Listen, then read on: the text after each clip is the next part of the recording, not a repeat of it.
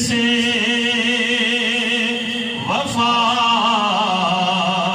صدیق اکبر کی۔ نہایت ہی قابل احترام سامعین کرام، یہ جو جمادی الثانی کا مہینہ ہے، اس کو حضرت سیدنا صدیق اکبر رضی اللہ تعالی عنہ کے ساتھ نسبت حاصل ہے۔ اللہ تبارک و تعالی کا قرآن جب اللہ کے نبی نے اسلام کی دعوت دی تو وہاں پر جہاں پر مشرک تھے، اللہ اور اس کے نبی کی باتوں کا انکار کرنے والے تھے، وہاں ایک گروہ منافق کا بھی تھا جو نبی کی مجلس میں آ کر بیٹھ جاتے اور یہ شو کرتے کہ ہم مسلمان ہیں۔ اور ایک وہ وقت بھی آیا کہ پھر اللہ کے نبی نے ایک ایک کر کے مسجد سے ان لوگوں کو نکال دیا، یہاں تک کہ صحابہ نے ان کے سروں کے بال سے پکڑ کر انہیں مسجد سے گھسیٹ کر باہر نکالا، صرف اس لیے کہ کوئی یہ نہ سمجھے کہ اللہ کے نبی کو پتہ نہیں کہ کون ایمان رکھتا ہے اور کون منافق ہے، بلکہ اللہ کے نبی ایک انسان کے دل کے اندر اور دماغ کے اندر جو چیزیں ان سے بھی باخبر ہے۔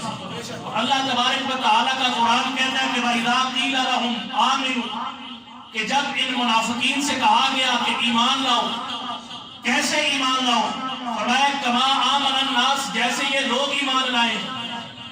کون لوگ؟ فرمایا جیسے ابو بکر ایمان لائے ایسے ایمان لاؤ، جیسے عمر فاروق ایمان لائے ایسے ایمان لاؤ، جیسے عثمان ذوالنورین ایمان لائے ایسے ایمان لاؤ، جیسے علی حیدر کرار ایمان لائے ایسے ایمان لاؤ، جیسے بلال حبشی نے اسلام قبول کیا ایسے ایمان لاؤ، جیسے میرے صحابہ نے ایمان لایا ایسے ایمان لاؤ۔ تو وہ منافقین کہتے تھے قالوا انؤمن کما آمن السفہاء، ہم ایسے ایمان لائے جیسے یہ بیوقوف ایمان لائے ہیں۔ تو اللہ تبارک و تعالیٰ کا قرآن کہتا ہے کہ الا انہم هم السفہاء، ایک عملی والے بیوقوف تو یہ ہیں، ولیکن لا یعلمون، لیکن یہ جانتے نہیں۔ تو پتہ چلا کہ رب کا قرآن قیامت تک آنے والی انسانیت کو یہ بتا رہا ہے کہ اگر ایمان لانا ہے، اللہ اور اس کے رسول کے ساتھ محبت کرنی ہے تو ایسے کرو جیسے نبی کے صحابہ نے کی۔ لیکن افسوس یہ ہے کہ آج کل ہم نے صحابہ کرام کی محبت میں ہمارے دلوں کے اندر بغض اہل بیت پیدا ہونا شروع ہو گیا، ہم نے موازنہ کرنا شروع کر دیا ہے، ہم نے آپس میں مقابلہ شروع کرا دیا ہے۔ کسی صحابی نے بھی نبی کے یار ہونے پر فخر نہیں کیا کہ نبی نے مجھے اتنا قریب رکھا، بلکہ ہر صحابی نبی کے غلام ہونے پر فخر کرتا، اسے نبی کی غلامی پر فخر تھا کہ میں کائنات کے والی کا غلام ہوں، کائنات کے والی کا نوکر ہوں۔ اور آؤ پھر سیدنا صدیق اکبر کا عقیدہ دیکھو، آج لوگ عقیدہ بیان کر رہے ہیں، لوگ صحابہ کا نام لے رہے ہیں، لوگ صحابہ کا تذکرہ کر رہے ہیں، سوشل میڈیا پر اپنے عقیدوں کی تشہیر کی جا رہی ہے، لیکن آؤ رب کا قرآن کہتا ہے کہ ایسے ایمان لاؤ جیسے صدیق ایمان لائے، ایسے ایمان لاؤ جیسے عمر فاروق ایمان لائے۔ تو آئے نہ سیدنا صدیق اکبر کی بارگاہ میں جائیں، پتہ چلے کہ سیدنا صدیق اکبر کا عقیدہ کیا تھا۔ میرے نبی نے فرمایا میرے صحابہ جنگ کے لیے سامان لانا، جتنا گھر میں مال ہے جو کتنی استطاعت ہے لے آؤ۔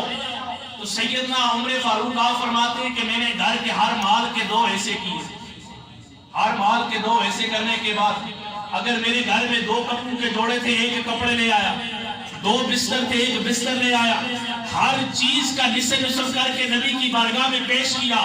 اور آج میں خوش تھا کہ سب سے زیادہ مال میرے نبی کی بارگاہ میں لایا ہوگا۔ میرے نبی کے غلاموں حضرت عمر فاروق فرماتے ہیں میں جو ہی مال لے کر نبی کی بارگاہ میں آیا، میں کیا دیکھتا ہوں اتنے میں ابو بکر صدیق بھی آئے ہیں، اپنا مال لے کر آئے ہیں۔ میرے نبی نے عمر سے نہیں پوچھا عمر کیا لائے ہو، عثمان سے نہیں پوچھا عثمان کیا لائے ہو، علی سے نہیں پوچھا علی کیا لائے ہو، میرے نبی نے صدیق سے پوچھا صدیق کیا مال لے کر آئے ہو۔ میرے نبی کے غلاموں آج مسجد میں چندہ دینے کی باری آئے ہم 10 روپے کا نوٹ نکال کر دیتے ہیں, بڑا نوٹ نکالنے کی ہمت نہیں کرتے. پھر ہم کہتے ہیں رب نے ہمارے رزق میں کمی کر دی, ہمیں رب رزق نہیں دیتا. اور رب کہتا ہے مجھ سے رزق کے طلب کرنے والوں, مجھ سے روزی طلب کرنے والوں, میں تمہارا رزق تب کشادہ کروں گا جب تم مال اللہ کی راہ میں دینے لگ جاؤ گے, جب تم اللہ پر توکل کر کے میری راہ میں مال نکالو گے, پھر میں تمہارے رزق میں کبھی کمی نہیں لاؤں گا. میرے نبی نے پوچھا صدیق بتانا کیا لائے ہو؟ سیدنا صدیق اکبر کہتے ہیں یا رسول اللہ صلی اللہ علیہ وسلم گھر کا سارا مال لے کر آ گیا. صدیق اکبر فرماتے ہیں میں نے جس گھر کے توے پر روٹی پکتی تھی وہ توا بھی اٹھا کر لے آیا, جس برتن میں بچے کھانا کھاتے تھے وہ پلیٹیں بھی اٹھا کر لے آیا, جو کپڑے پہنے ہوئے تھے وہ کپڑے بھی اٹھا کر لے آیا. صدیق اکبر نے اپنا امامہ ہاتھ میں اٹھایا ہوا ہے, کیا پتا جنگ میں کسی مجاہد کے کام آ جائے.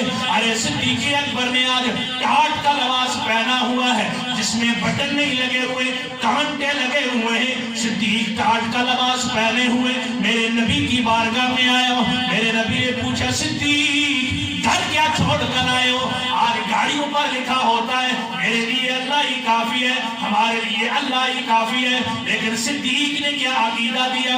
صدیق کا کیا عقیدہ ہے کہ رب کا قرآن کہتا ہے ایسے ایمان لے آؤ جیسے صدیق نے ایمان لایا, ایسے مجھے ماننا شروع کر دو جیسے صدیق نے مانا, میرے نبی سے محبت ایسے کرو جیسے صدیق نے محبت کی. رب کے نبی نے پوچھا اے صدیق یہ تو بتانا گھر میں کیا چھوڑ کر آئے ہو؟ صدیق فرماتے اللہ ورسولہ, میں گھر میں اللہ کو چھوڑ کر آیا ہوں اور اس کا رسول چھوڑ کر آیا. اس لیے شاعر مشرق علامہ اقبال کی روح تڑپی آپ کہتے ہیں پروانے کو جلا گئے بلبل کو پھول بسے